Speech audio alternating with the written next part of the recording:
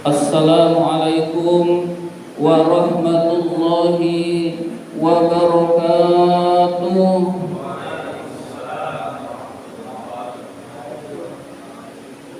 Alhamdulillahi rabbil alamin, wa bihi nasta'in ala umurid dunya waddin. Wassalatu wassalamu ala ashrafil anbiya'i wal mursalin sayyidina wa maulana Muhammadin wa ala alihi wa sahbihi ajma'in. Rabbi shrah li sadri wa yassir li amri wahlul 'uqdatam min lisani yafqahu qawli, amma ba'du. Bapak-bapak jamaah salat maghrib Masjid Al-Amin yang dimuliakan oleh Allah Subhanahu wa ta'ala, puji syukur marilah senantiasa kita panjatkan kehadirat Allah Subhanahu wa ta'ala yang selalu memberikan nikmat-nikmatnya kepada kita semua. Antara lain kita masih tetap diberi nikmat iman, nikmat Islam, nikmat kesehatan, dan nikmat panjang umur, sehingga kita dapat melaksanakan perintah-perintahnya. Di antaranya adalah sholat maghrib berjamaah dan menuntut ilmu di jalan Allah.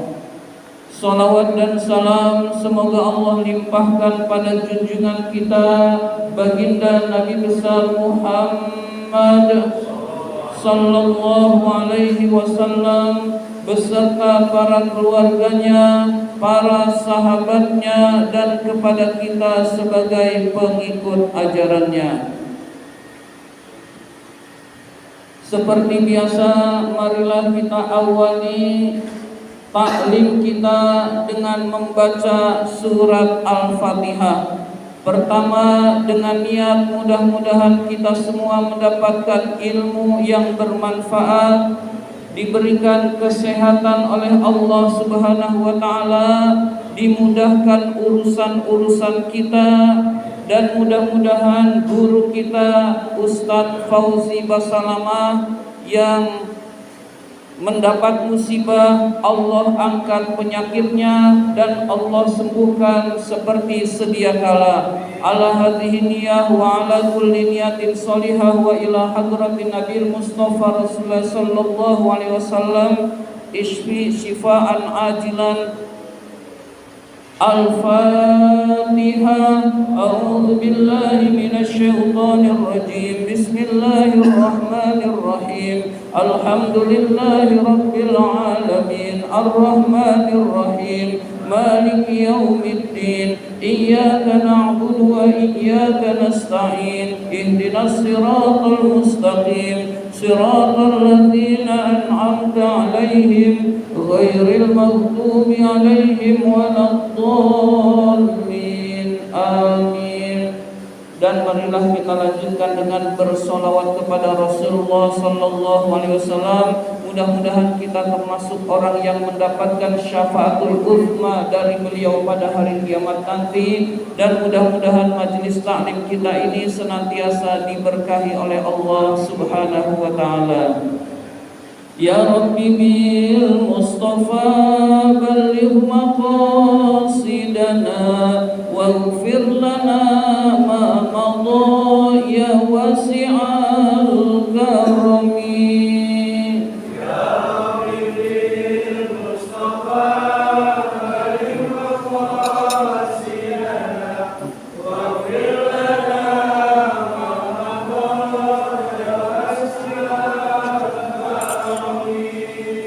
Muhammadun sayyidul kaunaini wa thaqalaini wal fariqaini min urbin wa min ajami.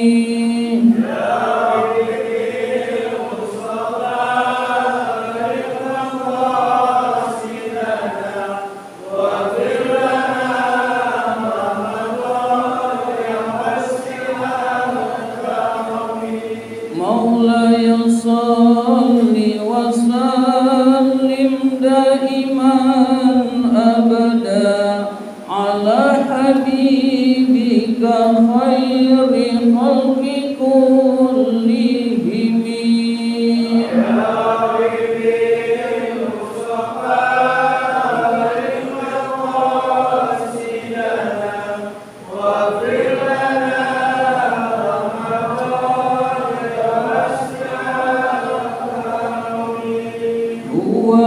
Habibul ladzi turja syafa'atuhu likulli haulin minal ahwali muqtahimi.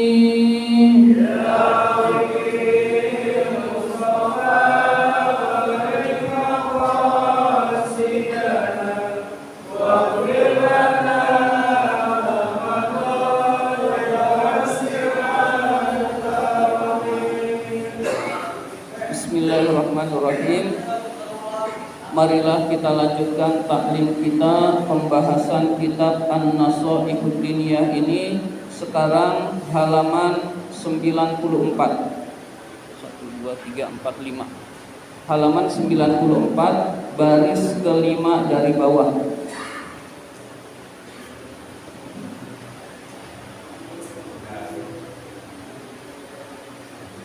Bismillahirrahmanirrahim. Wantidharus sholati ba'das sholati.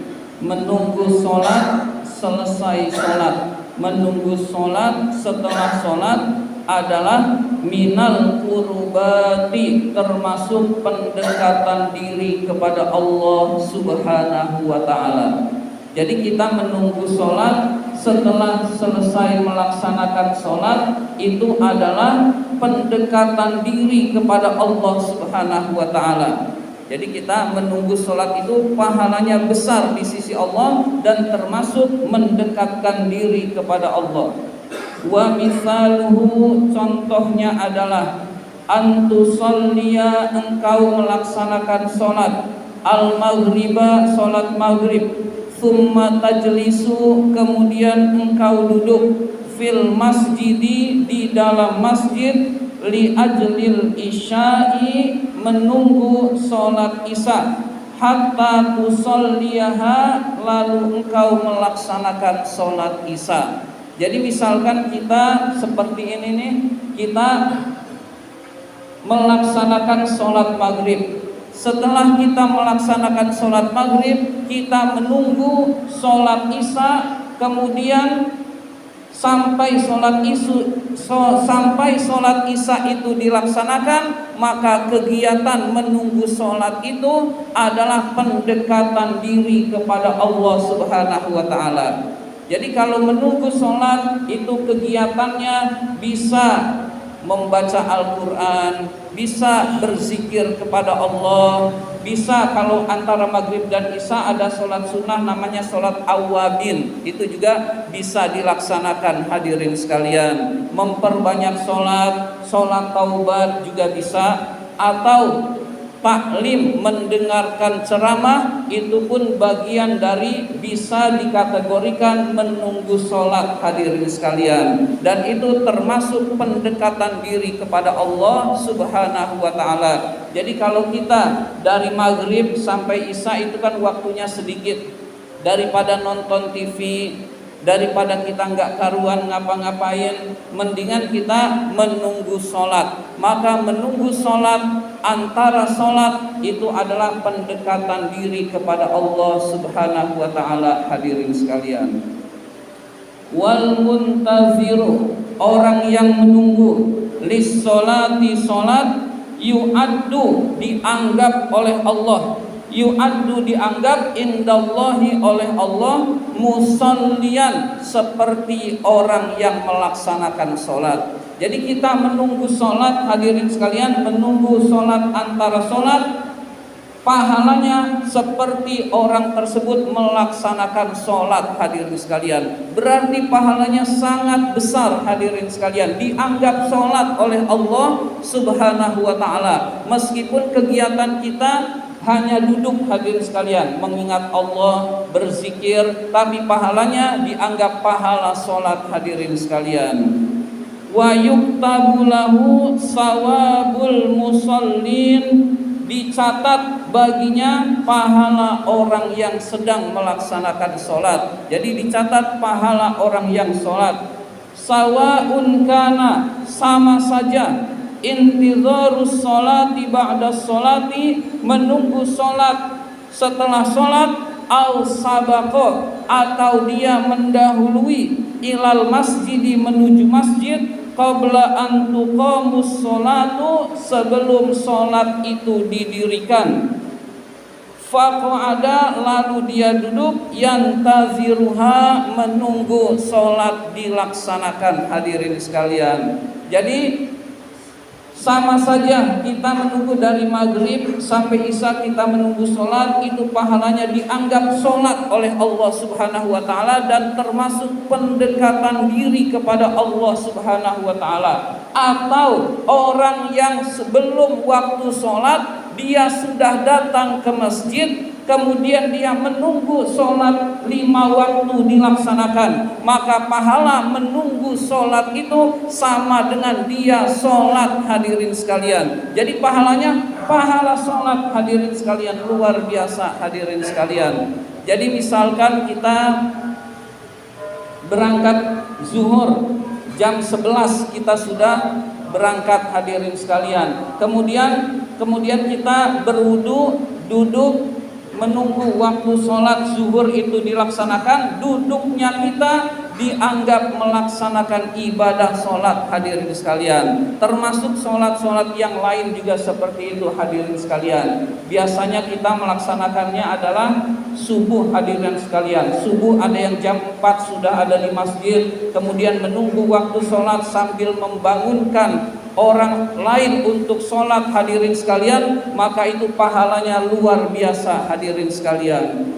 Pahalanya luar biasa di sisi Allah subhanahu wa ta'ala. Maka usahakan kita kalau sholat itu jangan pas-pasan hadirin sekalian. Menunggu sholat pahalanya besar di sisi Allah subhanahu wa ta'ala. Tapi menunggunya bukan ngobrol-ngobrol hadirin sekalian. Jadi kita datang ke masjid, kemudian masuk masjid sudah dalam keadaan suci dari hadas besar dan hadas kecil. Kemudian kita ketika masuk masjid sudah dianggap sholat. Lalu biasanya kita sholat tahiyatul masjid, kemudian kita duduk. Nah, dari kita masuk masjid sampai sholat itu dilaksanakan, kita dianggap melaksanakan ibadah sholat hadirin sekalian.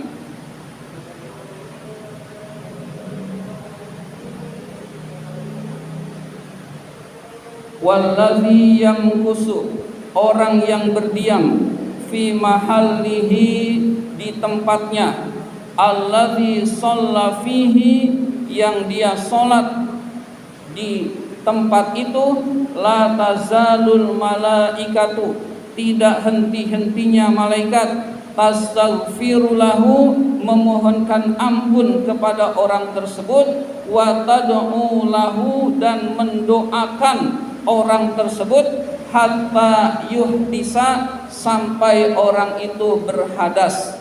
Berhadas maksudnya misalkan kentut hadirin sekalian.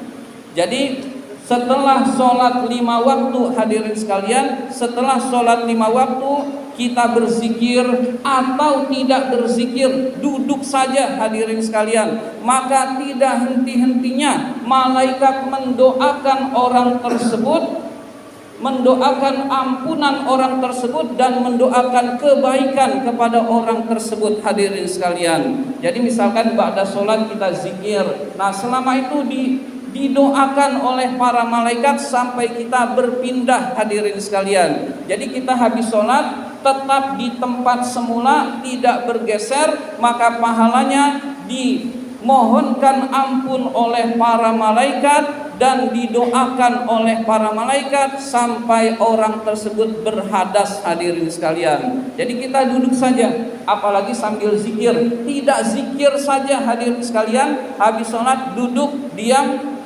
pahalanya dimohonkan ampun oleh malaikat, didoakan kebaikan oleh para malaikat. Malaikat itu adalah ibadullah, hamba Allah, mukramun, yang dimuliakan, la ya'sunallaha, tidak pernah bermaksiat kepada Allah dan selalu melaksanakan perintah Allah. Itu malaikat. Kalau kita kadang maksiat, kadang melaksanakan perintah Allah, tapi kalau malaikat tidak pernah bermaksiat, hamba Allah yang dimuliakan, pasti doanya diijabah oleh Allah Subhanahu wa taala. Nah, yang mendoakan malaikat, hadirin sekalian.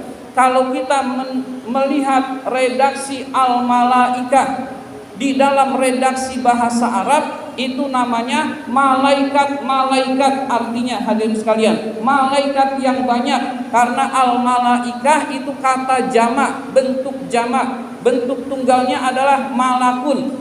Jadi didoakan oleh malaikat-malaikat, hadirin sekalian. Orang yang habis sholat dia duduk di tempatnya dan tidak berpindah tempat, hadirin sekalian, sampai dia berhadas.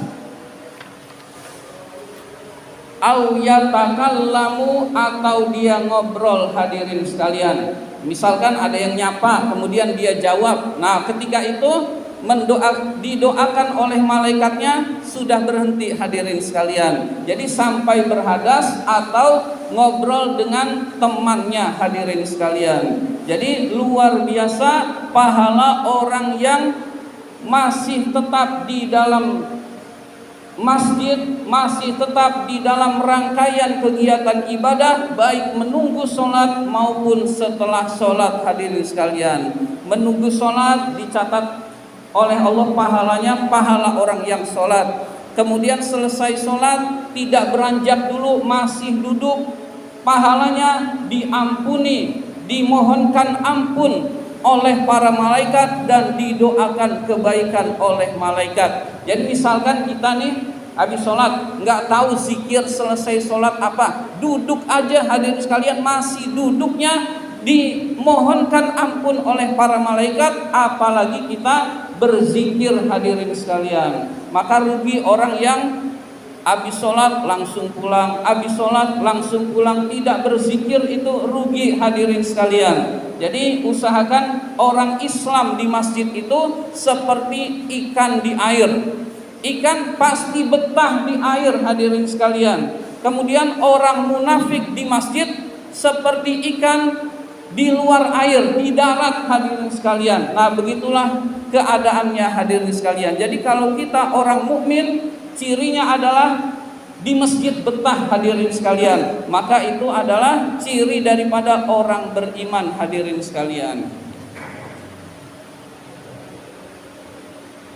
Wa kullu zalika qad waradat bihil akhbaru. Itu semua penjelasan-penjelasan tadi qad waradat, sungguh telah dijelaskan, bihil akhbaru, oleh hadis-hadis Rasul, oleh hadis-hadis anin Nabi sallallahu alaihi wasallam, dari Nabi sallallahu alaihi wasallam. Tadi penjelasan tadi adalah penjelasan dari Al-Habib Abdullah Ba'alawi Al-Haddad, pengarang kitab ini, dan itu berdasar dari hadis-hadis Rasul, tidak asal menulis, tidak asal ngomong beliau, hadirin sekalian. Qala sallallahu alaihi wasallam, Nabi sallallahu alaihi wasallam bersabda, Rasul bersabda, ala adullukum, maukah kalian aku tunjukkan, alama yamhullahu bihil khotoya, perbuatan yang bisa menghapus kesalahan-kesalahan kalian,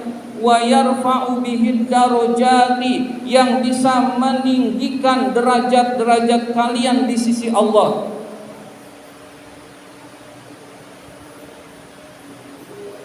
Tentu para sahabat jawabannya mau, hadirin sekalian. Kemudian Rasul bersabda, perbuatan itu adalah yang bisa menghapus kesalahan, yang bisa menghapus dosa-dosa, dan bisa meninggikan derajat. Perbuatan itu adalah, pertama, isbahul wudu'i alal makarihi, menyempurnakan berwudu pada saat tidak suka berwudu. Tidak suka berwudu itu biasanya di musim dingin. Pada saat cuacanya sangat dingin, dia menyempurnakan wudu, pahalanya sangat besar di sisi Allah Subhanahu wa taala, yaitu menghapus dosa-dosa dan meninggikan derajat di sisi Allah Subhanahu wa taala. Hadirin sekalian, jadi orang yang bangun tidur sebelum subuh, dia bangun kemudian berwudu, itu pahalanya sangat besar di sisi Allah, yaitu menghapus kesalahan-kesalahan dan meninggikan derajat orang tersebut. Hadirin sekalian,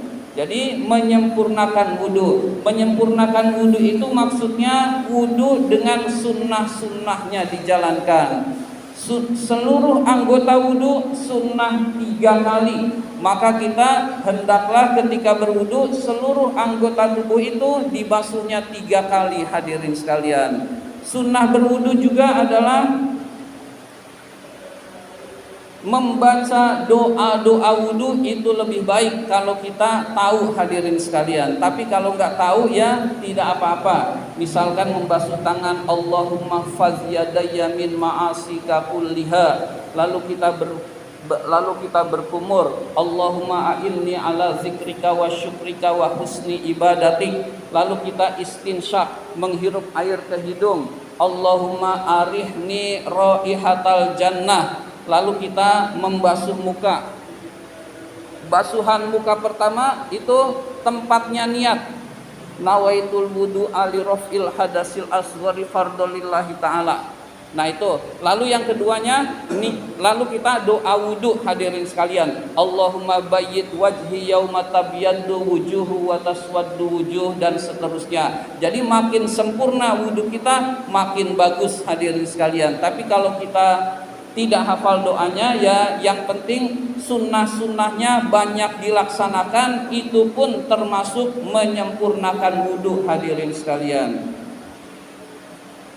yang kedua, amalan yang bisa meningkatkan derajat dan menghapus dosa adalah kasratul khuta ilal masajid, memperbanyak langkah menuju masjid. Hadirin sekalian, jadi memperbanyak langkah menuju masjid pahalanya besar di sisi Allah. Setiap langkah adalah penghapus dosa dan peninggikan derajat di sisi Allah Subhanahu wa taala. Jadi orang yang rumahnya jauh pahalanya banyak, hadirin sekalian.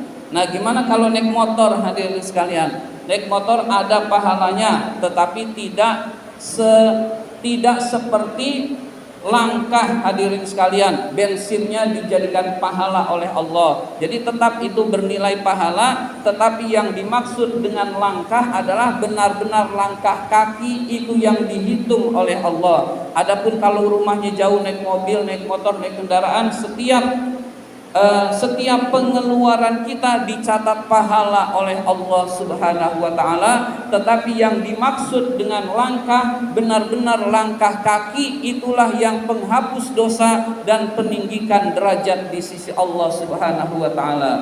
Kalau rumahnya dekat, kita muter dulu, itu pun penghapus dosa, pengangkat derajat, hadirin sekalian. Misalkan rumah kita di RT 3, kemudian mau ke Al-Amin, kedekatan, ke RT 4 dulu, hadirin sekalian. Dari RT 4 lewat Kebun Pala, baru ke jembatan menuju Al-Amin, itu pahalanya besar di sisi Allah. Dan itu boleh, hadirin sekalian, kita seperti itu, hadirin sekalian. Jadi makin banyak langkah menuju masjid, makin dihapus kesalahannya oleh Allah Subhanahu wa taala. Selanjutnya yang ketiga adalah wantidharus sholati ba'das sholat, yaitu menunggu sholat selesai sholat. Itu pun penghapus kesalahan dan peninggi derajat di sisi Allah Subhanahu wa taala. Fadzalikumur ribat, itu adalah ikatan ketaatan pada Allah. Fadzalikumur ribat, itu adalah ikatan ketaatan kepada Allah. Jadi kalau kita melaksanakan ini, itu biasanya taatnya istiqomah, seperti diikat, hadirin sekalian. Seperti diikat, berarti insya Allah kita menjadi orang yang taat pada Allah Subhanahu wa ta'ala. Wa qala alaihi salam, Nabi alaihi salam bersabda, innakum sesungguhnya kalian lan tazalu selalu dianggap fi sholatin di dalam salat man tazartumus sholat selama kalian menunggu salat. Jadi selama menunggu salat maka dianggap salat oleh Allah Subhanahu wa taala. Keterangan ini dari Rasulullah Sallallahu Alaihi Wasallam. Jadi kita misalkan berangkat sholat maghrib jam 5, kemudian kita sholat tahiyatul masjid dan sudah berwudu ya. Kalau sholat ya sudah berwudu. Nah, semenjak kita masuk lalu sholat tahiyatul masjid sampai sholat maghrib, itu pahalanya pahala sholat. Hadirin sekalian, kita bisa sholawatan, kita bisa berzikir dalam hati, tapi yang jelas itu adalah dianggap sholat oleh Allah Subhanahu wa ta'ala. Mudah-mudahan kita semua dijadikan oleh Allah sebagai hamba-hambanya yang taat dan juga dijadikan sebagai orang-orang yang bertakwa. Amin ya rabbal alamin. Inilah yang dapat saya sampaikan. Terima kasih atas perhatian. Mohon maaf apabila ada kata-kata yang kurang berkenan. Wabillahi taufik wal hidayah. Wassalamualaikum warahmatullahi wabarakatuh.